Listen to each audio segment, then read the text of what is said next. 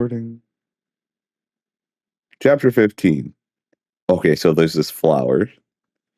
I'll now begin to share the screen. Homestuck 2. Now demi bi-monthly.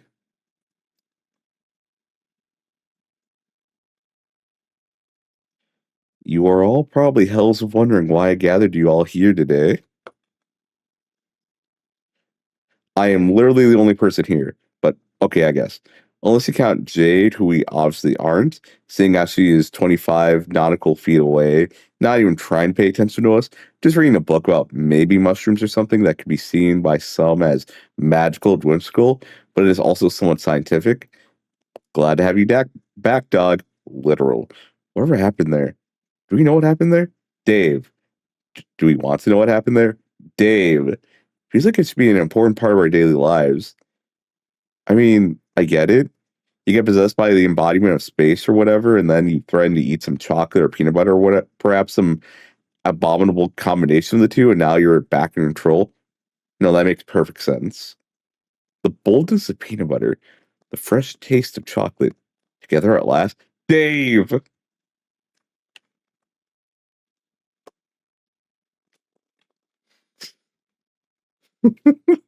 That's me. Oh, you little shitter. I called you here to discuss a very important matter of extreme delicacy and privacy. I feel like I have to stress once again, Jade is just right there. Not gonna come over here, huh? No, it's cool. Don't get up. I know Jake's shitty furniture pile is the most comfortable seat in the house. Wouldn't want to interrupt whatever important mushroom business you got going on. Say hi to Shiitake for me. That's the only mushroom I knew. No, this bit's falling apart fast. Back me up. That's toadstools. That's what I like to hear anyway. Wow, just like in my video games. Only I couldn't be caught dead playing that baby shit. I'm a serious gamer who demands a serious and auxiliary video game guy. Only the most grizzled and war-hardened men doing the most unsettlingly ludicrous maneuvers can whet my discerning appetite. Dave, my guy, gotta stay on task. Yeah, Roxy, get it together. I've had just about enough of your tangents. Have some pride, man. Oh, okay, you got me. Anyway, we need to talk about ship etiquette. Just gonna out and say it, huh? And you know what it's about time. And you know what? It's about damn time. The absolute disrespect I get around here for just living my truest life, spitting only the harshest of truths. Practically a bard saying those hard seuss. This is unfair, because you know I usually love your little raps. Little raps, he says. I know you're just trying to distract me from the heinous display of aggression you just dumped on me. Ship etiquette? Like I don't know what you're trying to say to me. What kind of hapless rube do you take me for? To be honest, that makes this all kinds of easier. Look, we both know you don't need to be gay to see that Sasuke and Naruto love each other. That's just some stone cold facts. You can't bait me like this. I know, you know, I can't resist talking about which anime boys kiss which anime boys, trademark. But that's not the kind of ship I'm talking about. It's actually a little incredible you jumped there considering we live on a spaceship. But if this is how I need to frame this with you, then yes, sure, a certain ship has gotten out of hand. No idea what you're talking about.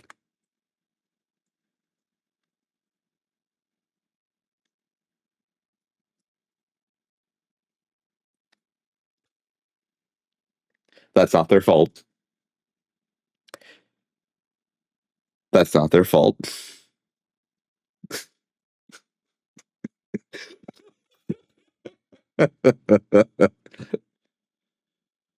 Oh boy, lads. Oof. You know what I think you do? I'm getting sick and tired of Dave Cat. First of all, amazing that you named my relationship.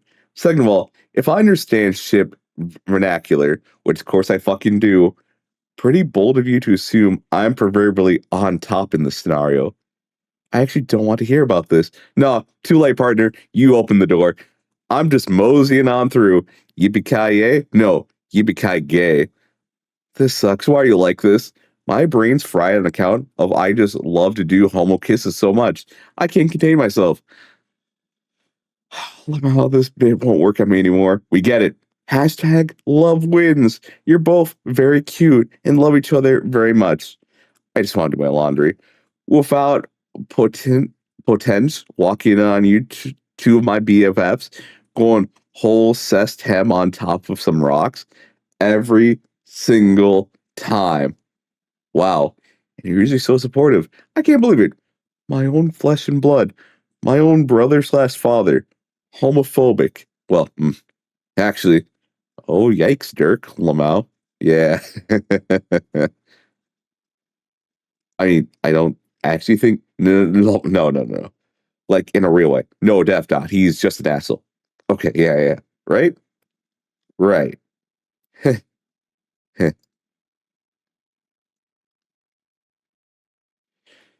Now you know I like to deflect as much as the next person, but I've had substantial character development in the last few minutes, so maybe I'm willing to entertain the notion that I may be in the wrong here. Oh, damn, for real? No, I've never been wrong my whole life. But if it's important to you, I can rein in. Practically a saint. Even though the only religions that really existed on the new earth was fucked up clowns Catholicism and 69 troll Jesus. Can't really call the Pope and ask to be sainted like back on real earth. Could you really? Yeah, that's how it worked. I don't believe you, but I don't know enough about religion to argue. It's okay, I'm making most of it up. The only god I know is the god of rhymes. In case I wasn't clear, I'm the god of rhymes. It's me. I thought you were god of times. Amateur mistake. The letters are right there next to each other. Even then, it's not like I'm using the time stuff much anymore. Not since. I saw you use your time powers earlier today to make bananaless brown. I've explained this over and over. You need to eat the banana before it goes bad. It's not bad, just ripe. This is fucking outrageous. Maybe if you stop slicing fruit with your sword all the time, you might understand the subtle intricacies of fruit science. Is fruit science just going apeshit on a practically moldy banana? Lamau. Don't meow me. Lol. Like, I got time to be lectured by someone who says lol. Barbaric. I come from a more civilized era. I drink my scotch as I sit before the mantel, having just returned from the hunt. A fire in the hearth, dwindling down just so. Ah, yes, Roxy, old being jolly good. I hold my pinky out as I take a sip from my chalice because I'm not a fucking animal. You make some sort of unbelievable jest, and I say, hello, like a real person. Okay, Jake, English. This is the most heinous thing you've ever said to me. There's something I gotta ask about, you know who? Voldemort? No. Is it Voldemort? It's not Voldemort. You haven't mentioned wizards once this conversation, so I gotta have to assume it's Voldemort. It's about, you know, Dirk.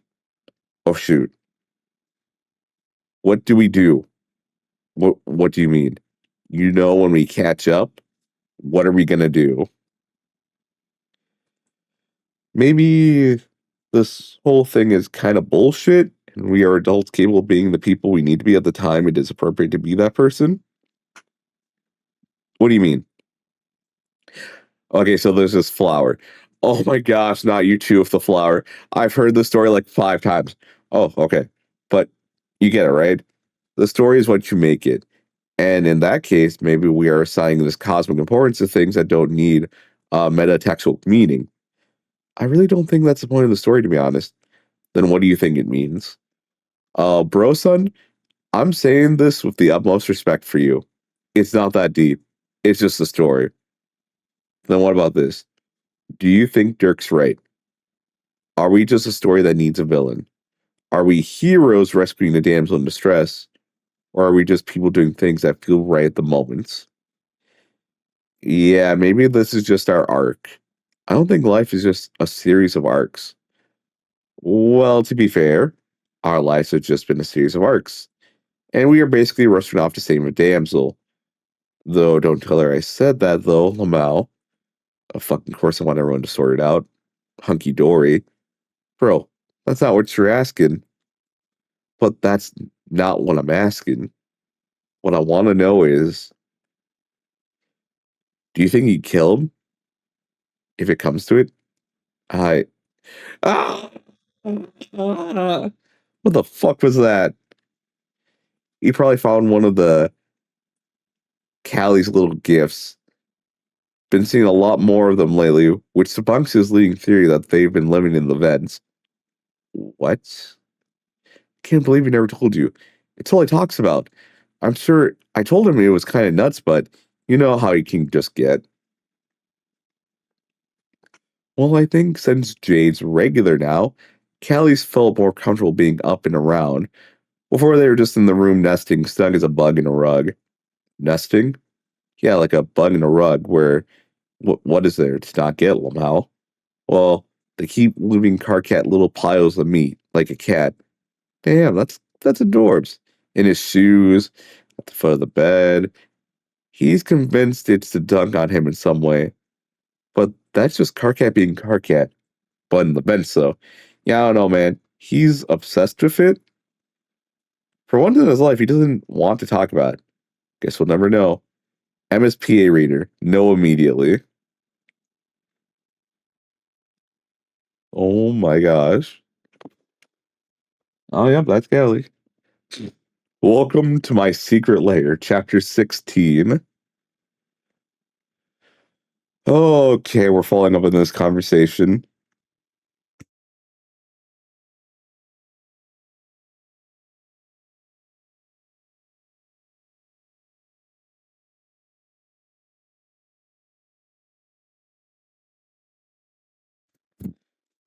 Carcat stays for longer than John thought he would. They talk a bit, but mostly they're quiet. Eventually, Carcat gets called away on yet more important war business, leaving John with one final touch on the shoulder. John leans into it in response, though he's a bit ashamed of chasing down a sliver of physical affection so soon after obliterating Carcat's evening like he had. When Carcat is gone, John still doesn't move. It isn't as though he has nowhere else to go, since there are quite a few places he might attempt to make himself useful, for better or for worse. He just doesn't feel ready for that yet. The remnants of his house are still smoldering, and he can't stop staring at them. It would make sense, he thinks, to want to root around to the rubble for anything that's still intact, some half-charred keepsake to claim as the last thing left that's still his, but he doesn't want to do it, and he doesn't want to think about it, and he still can't move.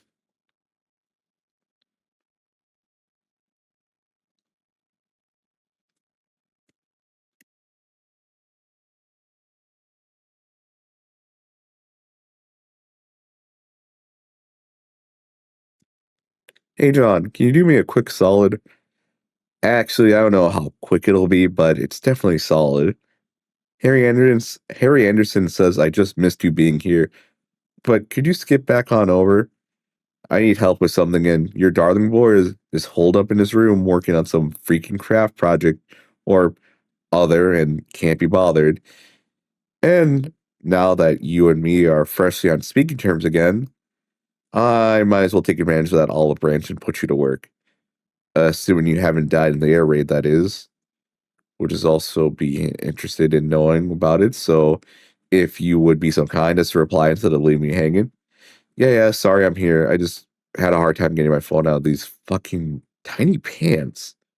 And also my house is bombed out, so I'm kind of grappling with that.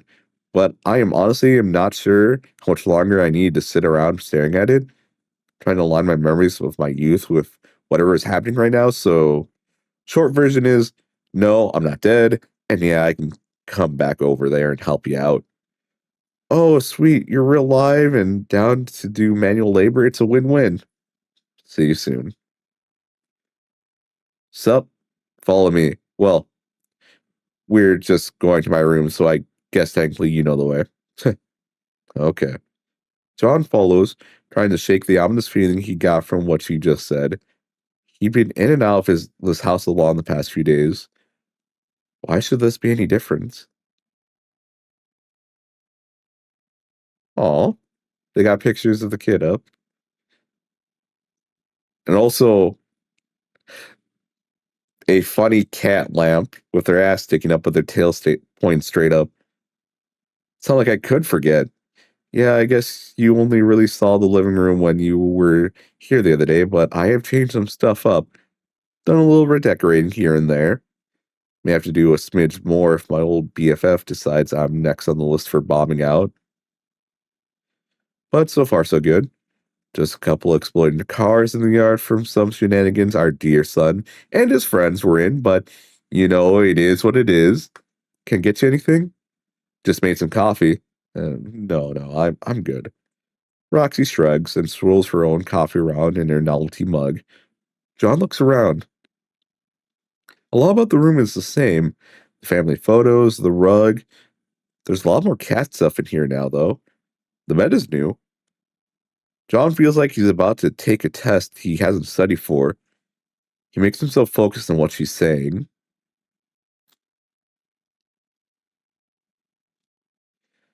Say it yourself. I'm of the opinion that it hits the fucking spot after a night of watching your friends and ex-friends duke it out in some global warfare, but to each his own. Yeah, maybe in a bit.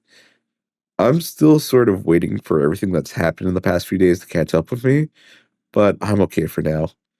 So anyway, what's his favor? Yo, why don't you just come rest your tush for a bit? Take a little relax next to me here. uh, Roxy, I I'm flattered, but I don't know if that's really the right step right now. Don't get me wrong. Everything seems so fucked up right now that when I try to think about what might actually be the right step, it feels like a huge cartoon question mark might physically manifest over our head. But I'm not sure if I'm rekindling our physical relationship is really the best. Are you kidding me right now, Egbert? I'm not, unless you were. In which case, yeah, let's say I was also kidding. Oh my god, I'm sorry. I don't know why this is making me freak out. I remember our past boot knocking with fondness, but that is a situation I'm not interested in revisiting. Look, John, I was trying to be polite about it, offering you sustenance and rest and all, but you look like shit. I just wanted you to catch up on the whole heinous war situation we're in, and maybe check in on EO before leaping straight to the real and actual non-sexual manual labor favor I have in mind for you. Oh, John feels his shoulders unbunch. Of course, yeah. He's almost embarrassed by how relieved he feels. So what if his ex-wife wanted to hook up? Shouldn't that be a situation he could navigate? Don't people like to find solace in human physical connection during dire times? Why did the idea of it make his mind white out and panic more than, say, any number of the traumas he's just experienced? He doesn't know, but he believes Roxy that he must look pretty haggard. He probably feels haggard. Maybe sitting down will feel better. Sorry, like I said, my how to react to stuff meter is completely fucked up right now. That's fair, bud. Real fast, real fast, I do need to do a quick take back of all that shit I just said last time we talked about Janie not being literally the most evil person we knew or whatever. I guess I was hopped up on arguing or something since that was before we hit our before we hit our conversational vibe because of course you were right and I should have listened. I'm just glad you're okay. Or like alive.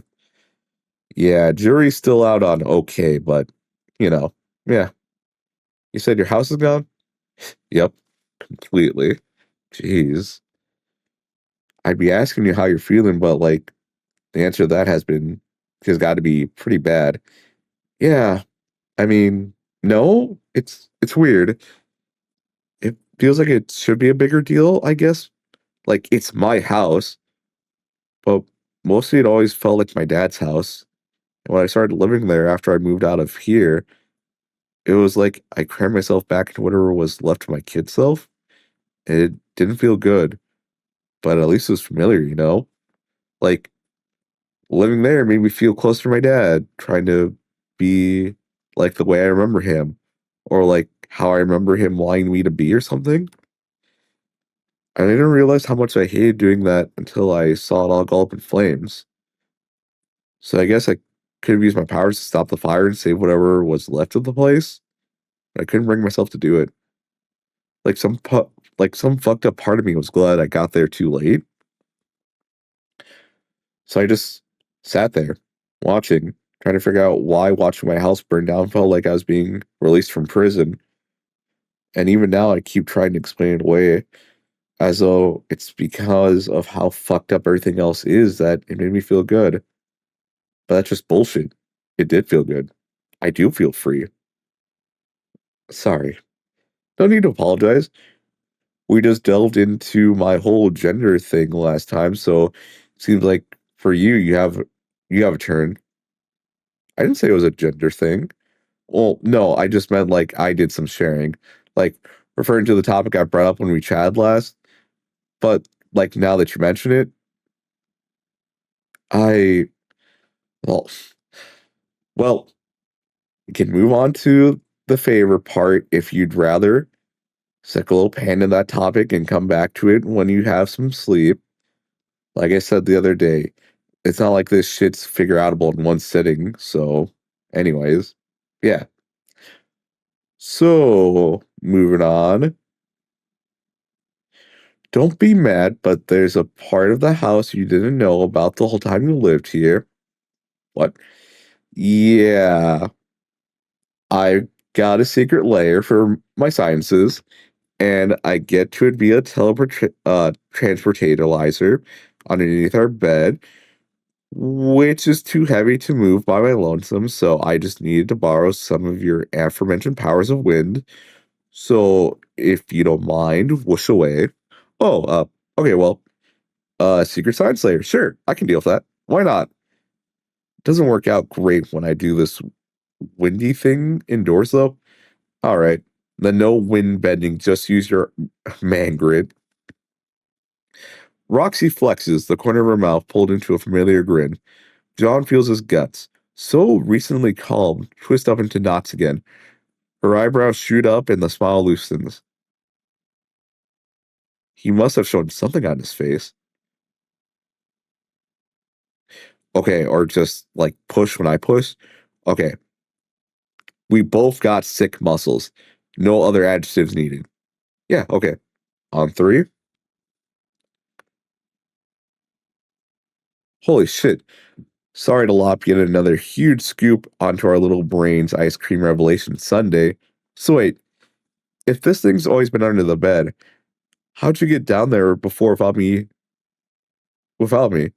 Well, that's neither here nor there, John. I mean, it kind of is here. Oh, fine. Okay, checkmate. I don't actually need your nerd grit for this escapade. Like, I'm sorry, but I said it. I mostly just wanted to see you and show you what's down here. And I'll see you've been sent for. Okay, but like, John, I'm inviting you to my inner sanctum. I am literally bringing out the word sanctum in case you weren't already clued into how cool this is. So, do you want to go to my secret lair or what? Yeah? Yes. Yes, I guess. All right, good. Then, as they told me in the hospital before little HA was born, just push. See you downstairs. Hey, Callie, I got him. Oh, damn, John, sorry. I should have also told you Callie here. We've been hanging out again. One more freak for your bean. Oh, it's okay. My bean feels pretty well adjusted to freakage at this point, so keep them coming, feel like. Okay, cool, I will. Do I get to know what that big thing under the sheet is? No. Oh, okay. Are you sure? I mean, it seems like a pretty prominent feature of the room, space, wherever we are, and a total mysterious and completely inconspicuous feature It will have to remain for now. We're kind of in a hurry here, FYI. And by that, I mean we're in a precisely the amount of hurry that means I'm excused from having to that specific query right now. Right. Sorry. I will pay no attention to the object behind the curtain. You catch on fast, Egbert. Anyway, there's more cool info coming, so just follow me. So this is all downstairs. Seems like you had a lot of work done. Well, no, not actually. We're in the old meteor under the house.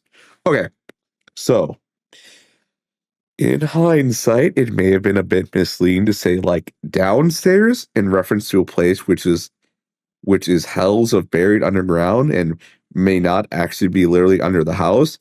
But there is no time to explain all that right now, John. So instead, I'm going to refer you to my adorable little green friend here. Hi, John. Long time no see. Oh, hi. Hey, Callie. It sure has been a while. Now that I think about it, the last time the three of us hung out like this was when I was aggressively third wheeling you. When I was when I was aggressively third wheeling your per prenuptial courtship. If you don't mind, John, I'd rather not rehash that period of our lives. It was more than a little painful for me. Oh, God, jeez, I'm sorry, I didn't mean to. John, I'm only pulling your leg, don't worry.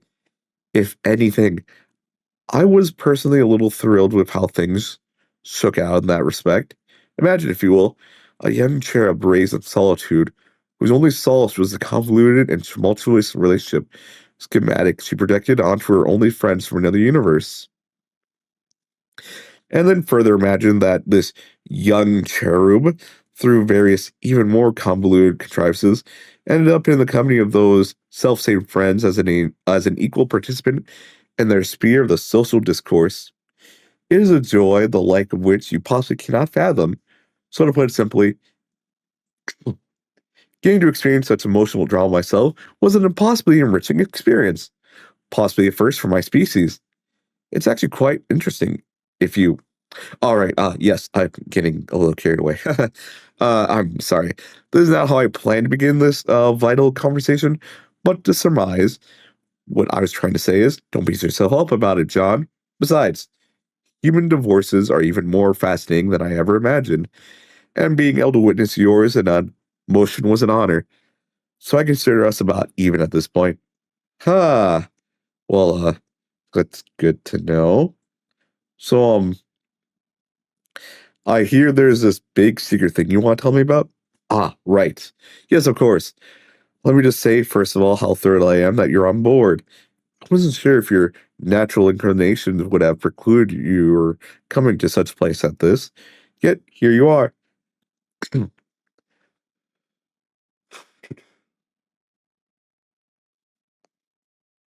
This whole endeavor will be so much easier for your help. Oh, well, shucks. Not really sure what that means, but I'm glad to be able to be of use somewhere.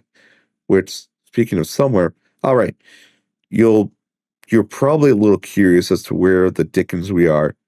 How much do you know about black holes? Like the big space things? They aren't actually big, but in fact, their relative smallness is practically their defining quality. Oh, but okay, I think we're on the same page. So if I told you that we are inside of a black hole right now, um, just like here, we just transportalized into a black hole? No, I mean, what if our whole world was inside a black hole? Okay. Earth C, or at least our version of it, has, from the moment we cross the victory threshold, been inside a black hole. Okay. And not just any black hole, but the very black hole in which the green sun ultimately met its demise, allowing our victory in the first instance. Huh. Huh. We're off my fucking gods, I.O. Egbert. But paradoxically, the critical moment which determined its capture within the black hole happened after that point. I refer, of course, to your decision not to return to the medium and fight my brother. Wait. You mean the meat and candy thing? Oh my god, you mean I actually did make a mistake that day? Well, That's not exactly what that. Oh, I fucking knew it. I'm so sorry. I'm so sorry that I put Earth inside of a black hole, everyone. John, listen, you have to get out of this mindset. I'm begging you. Your choice literally didn't matter. The whole thing was symbolic in the first place. Literally symbolic in the case of the picnic. I mean, come on. It was just some steak and a plate of candy suckers. Oh, I mean, I wouldn't go as so far as to say that the meal we shared was unimportant, given the sacred significance of the two options I presented. But yes, your choice of snack was infinitely less important than the choice which it presaged. And even then, calling it a choice would be sorely misleading. Think of it like a coin flip. The series of events that led us to us being trapped beyond the canon horizon of the uber massive black hole can be considered tails, while events which would have occurred otherwise can be considered heads. Since both are possible, the paradox space is the way it is. They actually both happen, and we just happened, teehee, to get tails instead of heads. You mean we ended up with a bad possibility? Not at all. Since both possibilities depend on one another's existence, it doesn't it really doesn't make sense to call them right or wrong. They both just are.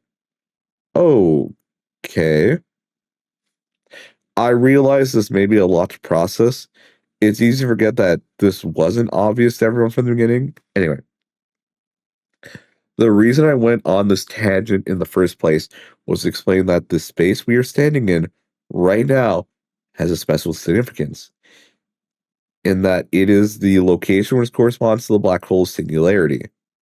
Oh, wow. Okay, so sorry if this is a dumb question to ask suddenly. But what does being inside of a black hole actually mean for us? Is that bad? Is it like in the movie, shoot, Roxy, what was the Matthew McConaughey movie from your Earth that we watched? You mean Interstellar? Right! The one with the organ. Man, I cried a lot at that movie so much. Well, I can say that again. If I remember correctly, at least part of why you got so weepy was the fact that you couldn't believe a version of Earth existed where people got to watch more McConaughey films than you. Listen, I simply don't think you all appreciate the gift you were given. I don't believe I'm familiar with this particular film. Oh, don't worry, Cal, you didn't miss much. But the important point is that it's not really an interstellar type situation here, Egbert. You're not going to enter a weird time vortex and change the trajectory of a little girl's life with the power of love. Oh. To get back to the original question, John, it's not strictly speaking bad for us to be inside of a black hole. Much so, that contradicts most of what anyone knows about them. Of course, if we had fallen into it, that would be a whole nother kettle of fish. The tidal force would have stretched us all into spaghetti and ripped us all apart. But the nature of our arrival was more akin to simply being here suddenly. One moment we were not, and the next moment we were, and somehow always had been. In everyday practical terms, being inside of a black hole has very little bearing on us. I mean, the nature of space and time is a little finicky in here, but for the most part, it doesn't seem to be anything too out of the ordinary. But beyond that, it means that we are sealed away from the rest of existence. Our sphere of influence is limited to the sphere of the black hole's bounding horizon. As far as anyone else is concerned, we might as well not even exist. Is there no way we could let anyone know we're in here? Almost certainly not. There are very few ways for anything to escape the kind of predicament that we are in right now. One of them has to be an all powerful being with control over the very fabric of space, with the energy of two universes at their disposal, in which case, escape would become rather trivial, if a little unscientific. Okay, I'm going to assume we just can't do that. You've hit the head on the nail, unfortunately. The method I described was the one employed by my alternate self, who you may recall crashed through the event horizon in the body that once belonged to Jade Harley. She departed through a puncture she created in the black hole's surface shortly after consuming her brother, a deed which provided her with the necessary oomph, and which was frankly rather breathtaking to watch. But upon her departure, the rift closed for good. As far as I can see, there's simply no way for us to communicate with the world outside the black hole. I would certainly be very surprised to find out that anyone has managed such a thing. Right, so let me get this straight. Knowing that we're inside of a black hole, does that actually change anything? Like, can we just go living like normal? Oh, absolutely not. I don't know if you've noticed, John, but this world is on the brink of a total cataclysm. Oh, our exclusion from the overarching course of events, what governs all reality, means that our existence here is liable to dramatic and violent upheaval. To put it another way, because nothing in here matters, we are likely to be subjugated to things which are a bit bats in the belfry for no reason other than it's totally insignificant to the wider canon of the reality. And much though I am personally titillated by some of the consequences of this predicament, it is a degrading way for us to live. That's certainly one way to put it, yeah. At first, I believed that this was simply necessary, us playing tails to our counterparts' heads, the black to their white, and so forth. But over the years, I have come to the conclusion that this is simply not kosher. It's total BS, is what it is. Right, yes, a steaming pile of bullshit. So, we have decided that something needs to be done about it. This is finally where you come in, Jagbert. We've got quests for yous. And a quest to be specific. Oh boy, this fucking nerd, I swear to God. I'm not sure how I can go about freeing us from a hellscape space prison, but I'm up for giving it a try, I guess. I have literally nothing better to do at this point, except for maybe hanging out with Harry Anderson. Nice save, lol. We don't need to worry about busting us out of space jail, to be honest. That's not your problem to fix. Oh, I'm not sure I follow then. I mean, yeah, you're gonna obviously facilitate it in a sense. Well, am I going and busting the person who can actually help us out of the normal Earth jail? We need you to free Vriska from the clutches of our misguided friend Jane, and bring her here to the singularity. We've been calling it the plot points.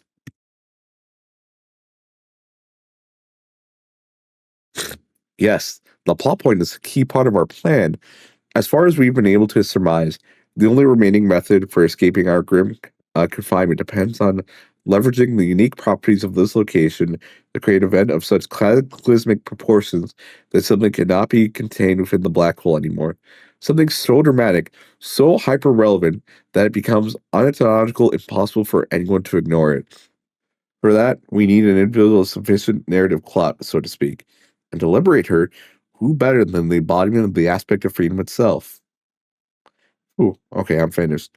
Sorry, that took longer than I expected to go through. What are you talking about, Kels? That was great. I can listen to you plot explain for years. Oh, you. FYI, this is why I wanted you to get a move on Egbert, so Callie could have more than two info dumps. That's love, bitch. More time to info dump. Oh, well. Okay, well, I think I understand all that. Oh, okay. In reality, John isn't sure what most of this means, but on balance, it feels okay. He's gone back and forth about 100 times the last week about where's his place and everything is, so he might as well write this out. Plus, the last time Alonda kind of told him to do something, he thinks he thinks that he chose not to, and looks where that got him.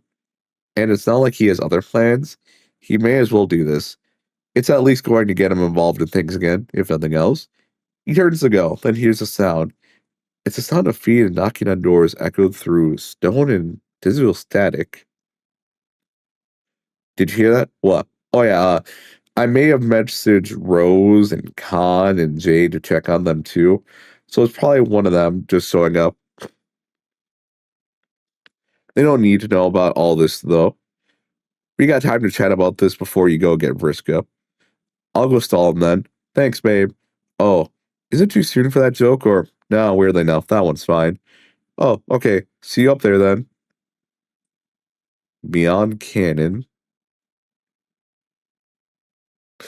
In the alternative justice system, there's no such thing as a defense attorney or defense.